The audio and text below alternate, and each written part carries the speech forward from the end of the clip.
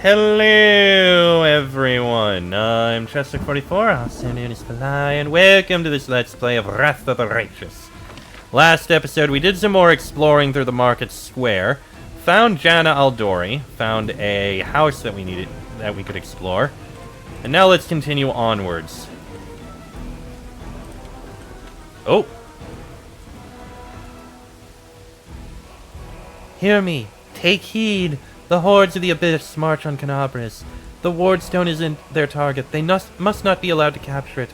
The consequences will be disastrous.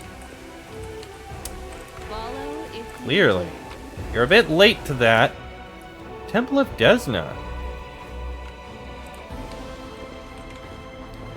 Not much in here. Fanfare of the Faithful. Some loot. An altar of Desna, goddess of luck, patron deity of travelers and dreamers.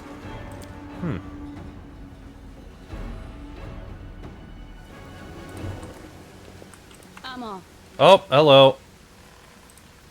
More cultists, it seems. Well, two fighters should be easy enough to kill. And one's dead. Kill that evoker. And the evoker is dead. Take the scrolls, not gonna loot any of that. Keep looking around. There may be something back here. It is an area we can look around. Oh, look, there's some loot. Oh, jeez. Sudden Babao attack.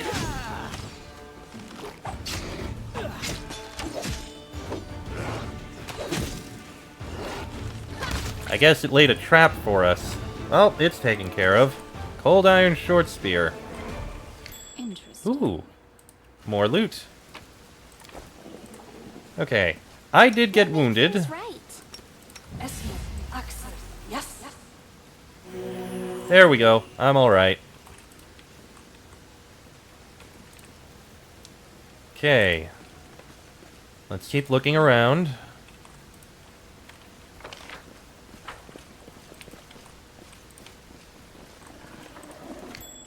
Ah, more loot over here. We do it my way. More ale. Sure, why not? And this looks to go... Ooh. Hello? Thank the gods, I've found someone who isn't fleeing in a panic. Are you crusaders? Mercenaries? The comely half-elf is so frightened he can barely get the words out. I am a servant of Count Daeron Kale Nevis Arende.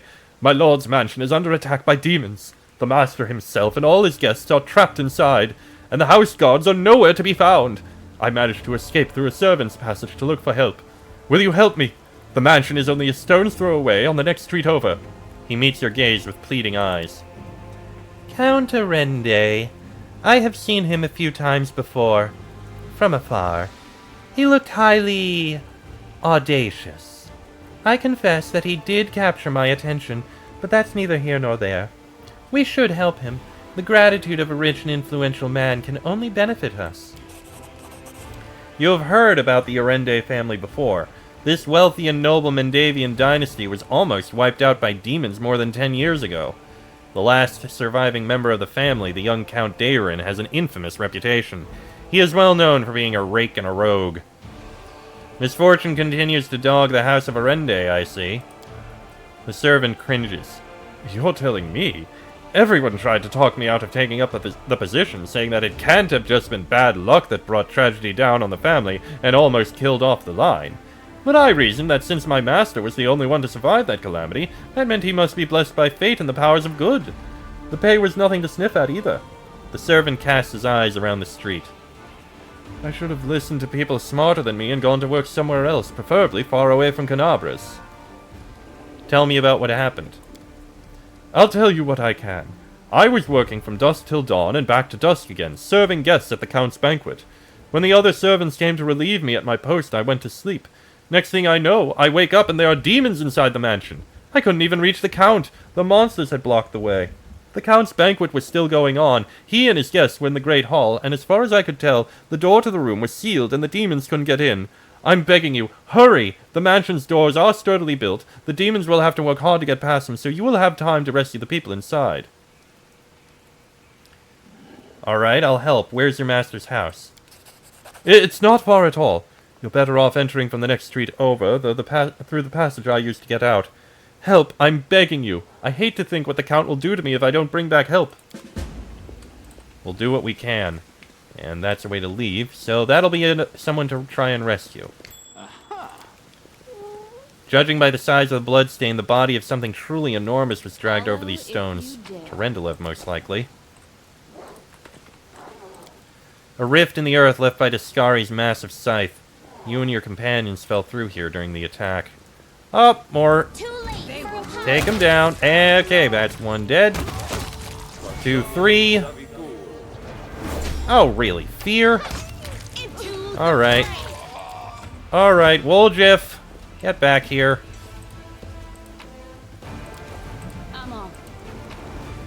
Still, that wasn't too bad. Loot things here. Not gonna bother with the things that aren't worth any real money. The Masterwork Blade. Ooh. +1 half plate. Actually, that is something for you. Sure, you lose your dexterity bonus, but you only have a +1. So that is gonna stay very nice. It's hard to believe that this place recently held a bustling and festive market. Oh. Midnight Bolt. Bit of loot. What's this? The demon invasion transformed all of Canabras into one great battlefield, but nowhere in the city suffered as much as this square. This place saw a clash of titans. The demon lord Daskari leading his hordes from the abyss, and the dragon Tarendalev, the mightiest of the city's defenders, and one of the first to fall. The scene of destruction leaves no doubt as to the battle's outcome. A skilled scout could recreate the course of the battle moment by moment simply by looking at the ruins. From the chimneys torn down by powerful wings in a sharp dive, to the bloody tracks left behind when the demon dragged away the noble reptile's broken body. But it is no hypothetical scout gazing upon the ruins. It is Falai Galasarn, and she is not alone.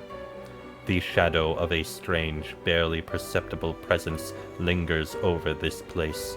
Like a gaze untethered from any observer, this mysterious force unknown to mortal kind silently assesses, judges, and seeks a better way. In an instant, Falai Galasarn is vested with this power and looks at the world with its eyes. The past, present, and future stand before her as a unified whole, an unmoving, multifaceted crystal that would be beautiful were it not for the fractures, blemishes, and flecks marring its splendor. What past does she see? In the past exists the one who wielded this gaze in life, although the one and life are inappropriate terms for aeons, the supernatural embodiments of cosmic balance. Rather than who or what, a better word for these entities is how. This aeon appeared from outside this world, from the great beyond, to put an end to the intermingling of the planes and destroy the world wound, the chasm disrupting the order of the multiverse. Alas, the visitor from beyond proved too weak for the battle they came to fight. They even failed to finish casting the spell that would have sent Daskari back to the abyss. With one swing of his scythe, the demon lord cut the aeon down. What present does she see? Ruins, blood, corpses. None of this perturbs the aeon's dispassionate gaze. The living are alive. The dead will be judged by Pharasma. All is as it should be. but the demons circling in the sky or prowling through the streets create a jarring juxtaposition, like splashes of blood-red ink on a restrained pencil sketch. They should not be here. The world of mortals is for mortals. The demon's place is in the demon world. How sublime the world would be if everything in it knew its place.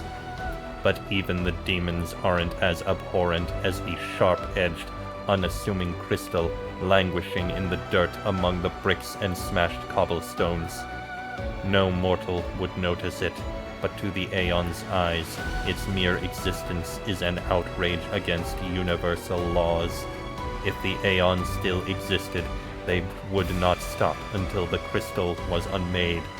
But the Aeon is gone, and only their gaze remains. Valai Galasarn picks the crystal up out of the dirt and stores it in her pocket. She is mortal, which means she has the power to decide what to do with it. What future does she see? Good and evil, chaos and order. Everything is in its lawful place in the multiverse and is no longer trespassing where it does not belong.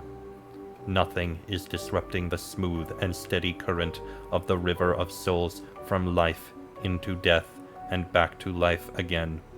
Reality, rid of its flaws, is now perfect, and the Aeons withdraw to eternally admire its beauty, which will never be threatened again. After allowing the heroine to view the world through their eyes, the little that remained of the destroyed Aeon is killed, even the appropriate term, even appropriate here for an entity that is so removed from life and death as we understand them, used up its last vestiges of energy. Now they are ready to disperse into nothingness unless someone decides to preserve the Aeon within themselves. Will the heroine take on this power so that she may again look at the world through another's eyes, or will she allow it to vanish? Retain the Aeon's power within yourself. The spirit of the Aeon dwells out of sight, deep in Valai Galasarn's soul, like a pair of magical spectacles stowed away until the moment when the heroine once again needs to look at the world through another's eyes.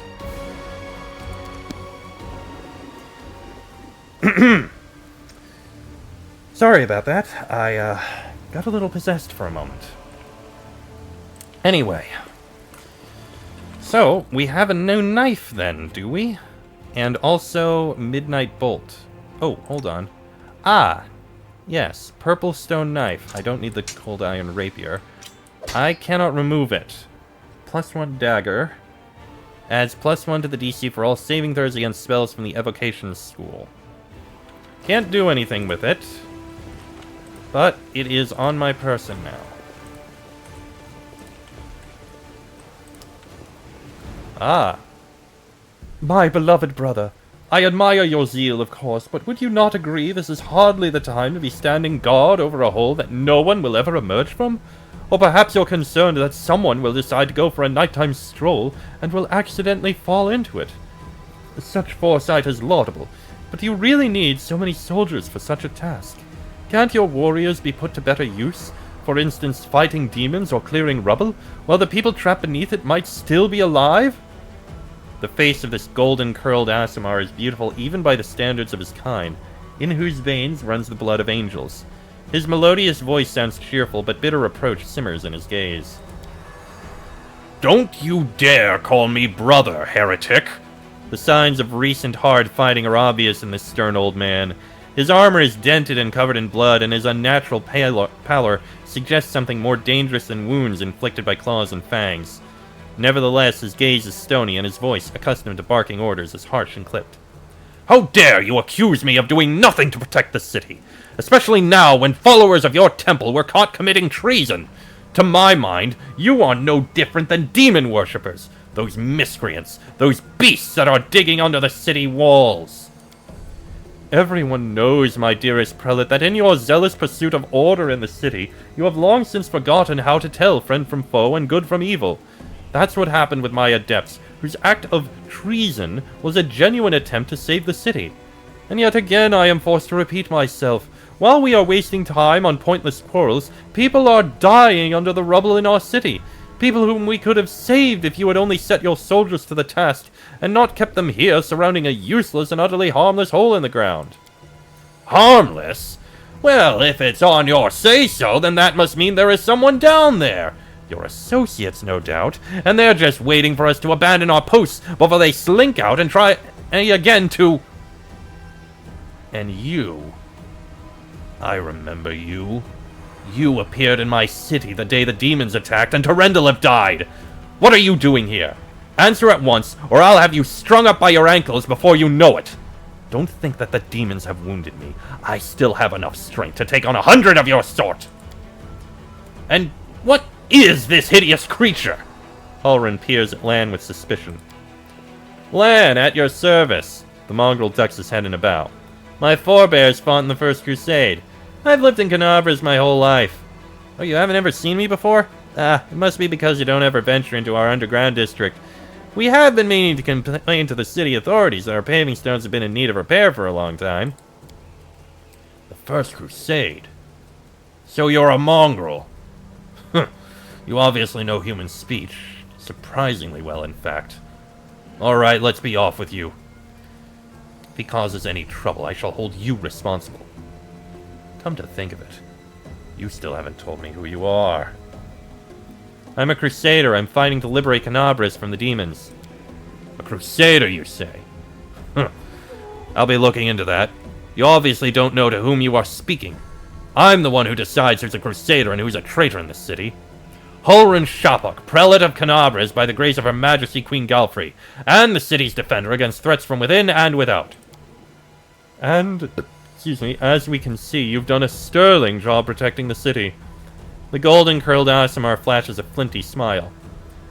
I am Ramian of Edme, prior of the Temple of Desna, which alas currently lies in ruins. Wise Hulrun here believes it is vital to guard this hole in the ground from which he is certain demons will emerge at any moment. I have been trying to convince him that the city has far more urgent matters to deal with. For instance, rescuing those currently dying under the rubble. You know what? There may in fact be one matter that is more important than guarding this hole. I've put it off, and look where it's led us. I should have had you hung from the gates back when you dared to defend your gang of delinquent demon collaborators. If the Sarkorians had hanged Aurilu Vorlesh while they had the chance, there never would have even been a war. I won't repeat their mistake. I won't hesitate any longer. Soldiers, seize the scum! Prelate, see reason. These are frightening times, but threatening to hang someone without trial, that is unworthy of a servant of Iomade. The old man fixes his eyes on Sela. Lest you forget, girl, we may serve the same goddess, but you are not an inquisitor. Don't question the way I choose to serve Iomade, and I won't question yours. What precisely are you accusing Ramian of, Inquisitor? Treason. Not long before the city was attacked, several followers from his temple tried to secretly access the Wardstone and perform an unknown ritual over it. Hulrun is trembling with fury. The Wardstone of Canabras, the gift from Iomade, the bringer of light, wrought by the hands of her herald, the first in the chain, and followers of that crazy runt of a goddess try to meddle with it using their magic after hearing a voice in their dreams. My soldiers almost had them caught when Ramian got in the way, allowing the traitors to go to ground. I made a mistake. I didn't have him locked in a cell and interrogated to within an inch of his life, and now the city lies in ruins. It's time to rectify that mistake.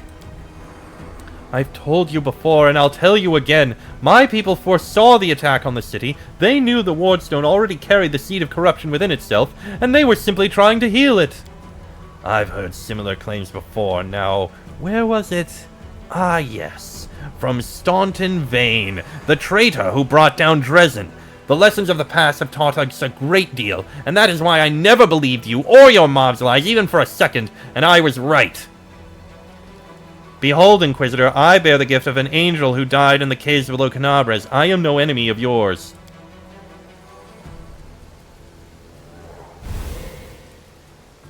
The old man frowns and whispers something. A prayer or a spell? With each word, his face relaxes. You are telling the truth. The light in your hand was wrought by the power of heaven. I will keep an open mind with regard to you, stranger. And later, under less fractious circumstances, I would like to ask you about how you came to receive this gift. But that can wait. Now I must deal with this filth once and for all. Don't lay a finger on him or you'll have to answer to me. The Aasimar holds up his hands in a placating gesture. Stop! You are the defenders of what remains of Canabras. Can't you think of anything better to do than be at each other's throats in the ruins of the city? Ramian looks at the prelate. You're a fool, Hulrun. You're a zealot and a murderer, but you're a fool first and foremost. I told you that the wardstone was weakened. You wouldn't listen. I warned you that the city was going to be attacked. You shooed me away. The truth is that my young adepts were trying to save the wardstone, and you stopped them. Of course, those truly responsible for this tragedy are the demons, but you have done nothing to prevent it. And now you would still rather kill an innocent person and perish yourself than admit that you were wrong. As always. With a wave of his hand, the Aasimar vanishes.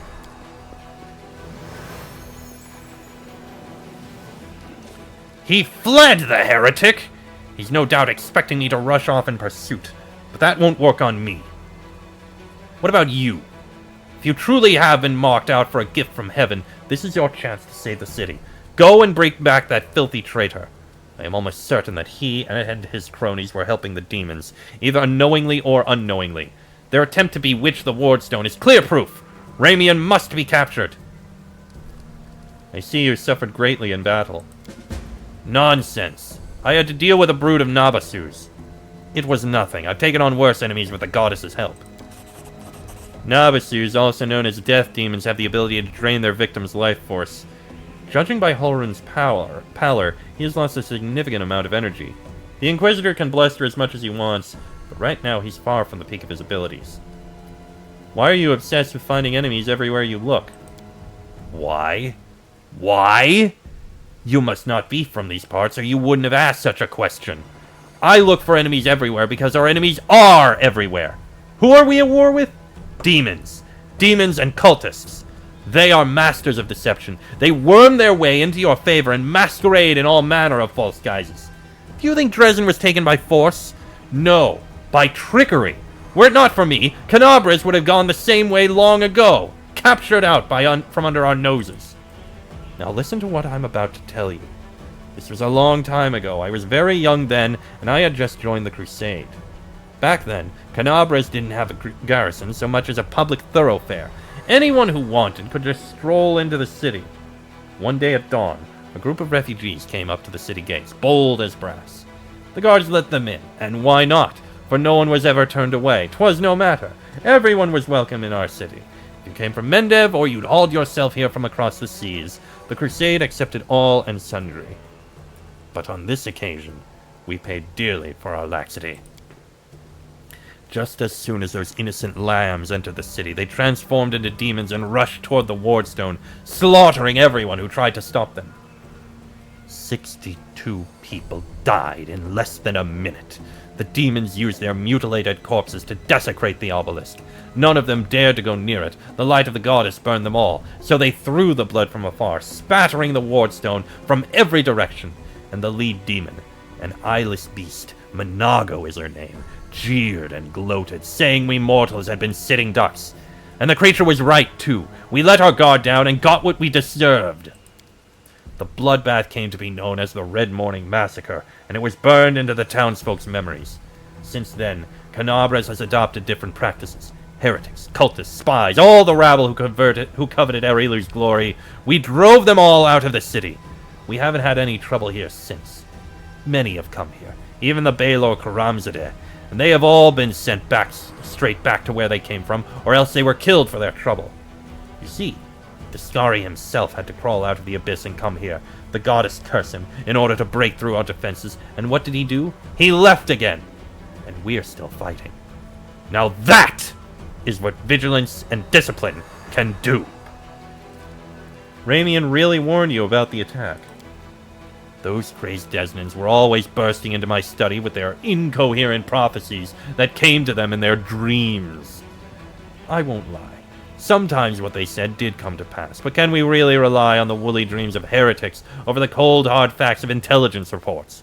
Plenty of demons could have easily fooled them and whispered a treasonous plan in their dreams, and those lunatics would have been only too happy to listen. This time, Mr. Curls for Brains came to me and declared that the demons were about to attack the city, and that the Wardstone's power was diminished by some kind of contamination or taint. Iomedae forgive me for even repeating the words. After uttering such blasphemy, he should have been locked up along with his followers and interrogated. But instead, I simply increased the surveillance on them. And what next? My people caught them red-handed trying to attack the Wardstone with unknown magic, and not 3 days later, the demons attacked the city. There's an obvious connection between these events. Whether deliberately or under demonic influence, the Desnans played right into the hands of Descari's hordes, and they almost left the city completely defenseless. Ramian covered for his people the whole time, and helped them escape my guards. After that, what else can he be but a traitor and a heretic? There's nothing dangerous in this hole. You have no reason to guard it. You told me yourself that you received a light-bringing gift from an angel who perished in the caves below our feet. It is no secret that those passages are teeming with dangerous creatures that can kill anyone, even a warrior of heaven. Demons and demonic offspring love roaming about underground. That's why I will be keeping an eye on this hole. If the beasts decide to attack from here, we'll be ready for them. Where can I find Ramian? How should I know? The weasel can't have gone far. He turned invisible. He's probably hunkered down in some hole like the traitorous little rat he is, and he'll be sitting, trembling and waiting till he's dragged out of there. Yeah, with the prelate after you, that seems to be the only sensible thing to do. That's what I'd do. I'm sure lots of things sound sensible to you. And it works too. As you can see, I'm still alive. I have to go. Go then if you have to. It would be good if you could return with the head of that scum. Ember peers intently at Hulrun. I remember you. When Father and I arrived in the city, you met us. What is this gibberish?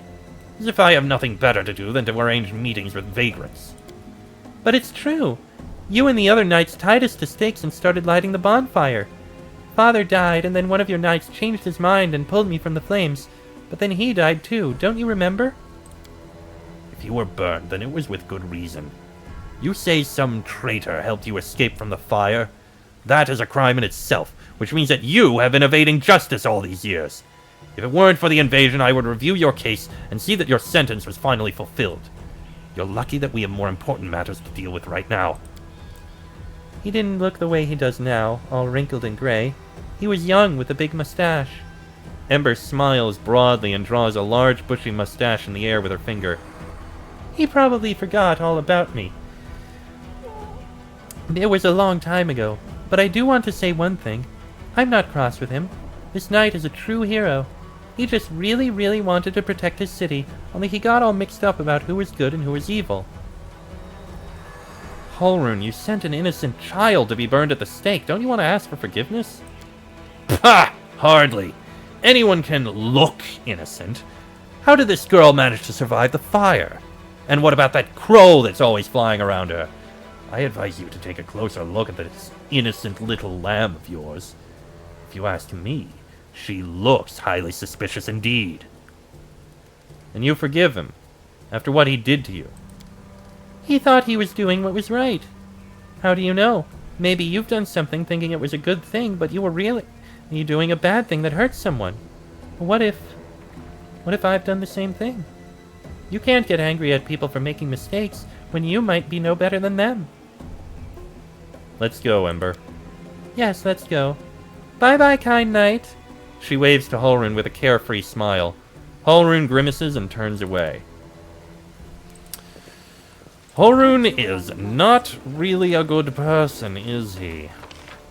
We have a little bit more to explore around here, which we will do in the next episode, because this one's gone on long enough. Next episode, we'll find that priest, and we'll look around some more. Till then, I am Chestic44, I'll say names fly. That is me, Sela, Camellia, Woljif, Lan, and Ember. This has been a Let's Play of Wrath of the Righteous, and I shall see you all next time.